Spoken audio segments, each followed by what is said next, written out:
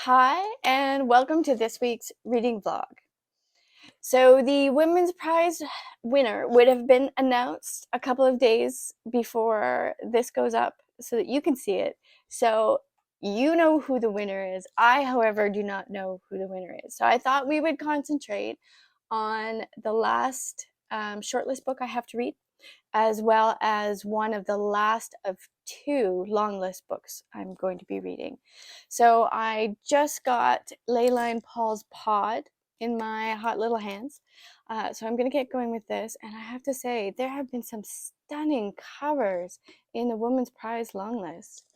And then I thought I would also read I Am a Fan by Sheena Patel, because these two covers just go together so well, and these are the types of things that make me really happy.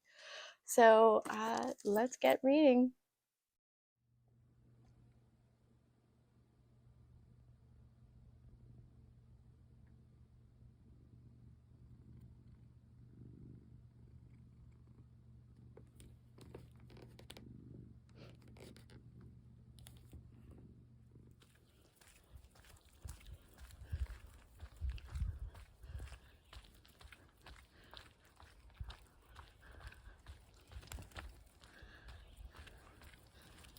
I think you'll be nice.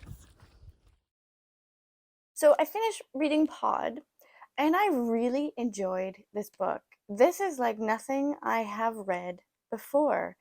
It's extremely inventive. It's very interesting. It addresses so many different themes and challenges that we have in our world. Um, and I think it's done in a way that I've never seen before. Now, I did struggle towards the beginning of the book, but we'll get to that in a little bit. So, in terms of plot, the main character is a dolphin named E, and it begins at the end, which I thought was really, really well done, because in the first page, and I don't think this is a spoiler because it happens in the first page, you know that no matter what happens to E, that she is going to end up in a good place, that she will find a place to be, which makes the violence and the brutality more hopeful, I suppose. So it's her story of being with her original pod and not fitting in because she has some listening issues and she can't hear the music and she can't spin.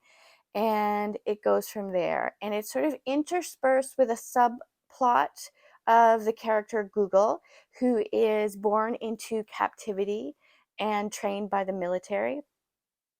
I really enjoyed his character as well.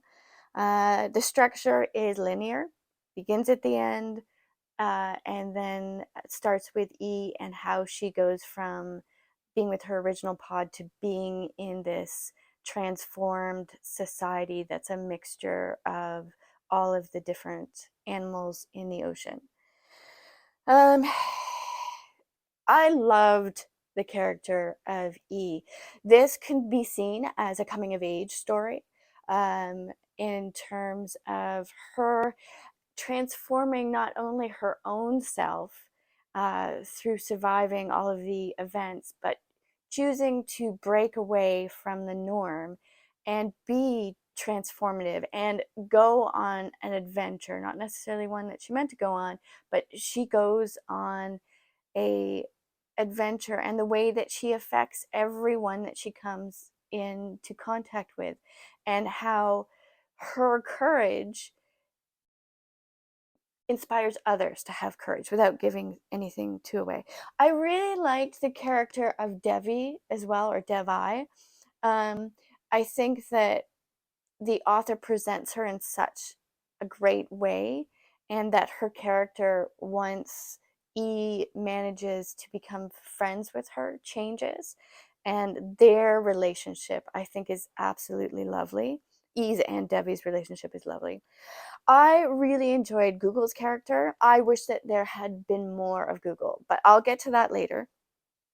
It addresses so many different themes. Of course, the main one is going to be climate change and what we have done and what we are currently doing to the ocean, and how this destruction um, is all-encompassing and devouring. It addresses political structures. It addresses gender fluidity. It addresses the harmful nature of the military. This is a fast-paced thriller that is absolutely brutal. Now, if the author didn't choose to start at the end, and if we didn't know that E was going to be okay, I would call this a full-out horror book. Now, the first 50 pages I think are necessary, but I think that's why this book is getting so much criticism and why so many people are putting it down. There is a lot of sex in this book, and there is a lot of rape, there's a lot of sexual assault, there's a lot of violence. And I think the first 50 pages, they were challenging for me. Um, it needs to happen because it needs to set up the sanctuary that she has to leave.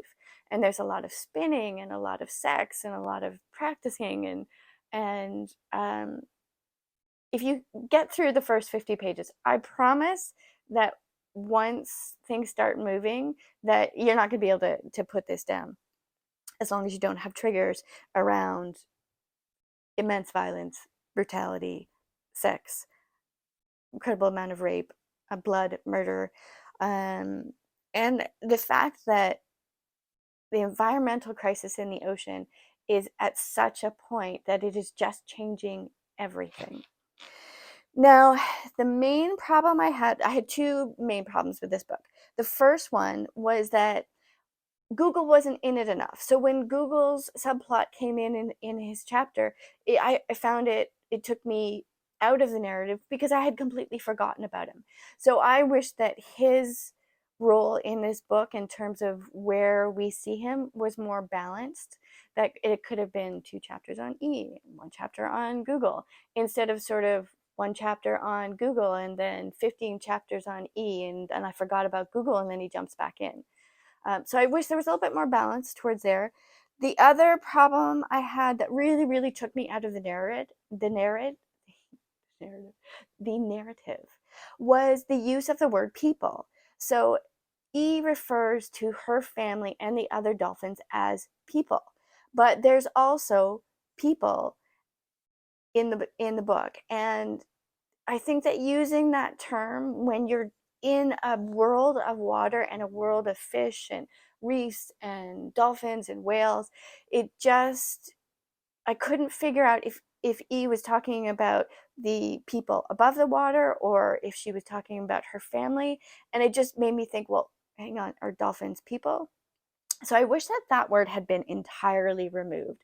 I think that there were enough words in this narrative for the actual people. She refers to them as gods above and anthropods, um, that people could have been entirely removed.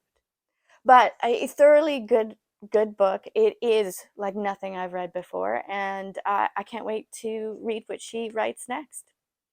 And in terms of this reading vlog, that's the only book I read this week. I said I was going to read I'm a Fan by Sheena Patel and Curse Bread by Sophie McIntosh. But as you know, the Women's Prize winner was announced and Demon Copperhead won. Congratulations, Barbara Kingsolver. I'm completely thrilled at this one. And my reading time got gobbled up in watching the ceremonies and all of the reactions and the author interviews. So at least you know what I'll be reading next week. Um, and one of the interviews with Demon Copperhead, Barbara Kingsolver said that if you don't need to read David Copperfield in order to understand this book, and I haven't read David Copperfield. I've read a lot of Dickens, but not that one. But she said that if you wanted to, there are tons of Easter eggs in it. So the more I've thought about this week, that this co-won the Pulitzer, this won the Women's Prize, and if it is longlisted for the Booker, which would be absolutely thrilling, you know, I cannot wait for the long list to be announced, and this is the first book that I'm going to be looking for. I think I will go ahead and read Demon Copperfield, David Copperfield, and do a comparison between the two of them. Or maybe I'll just do that as a standalone video because this is worth the reread. No problem. So that's it for this week. Thank you so much for joining me. If you're so inclined, please like and subscribe. And I will leave you with a little clip of what my cozy Sunday mornings look like. Bye.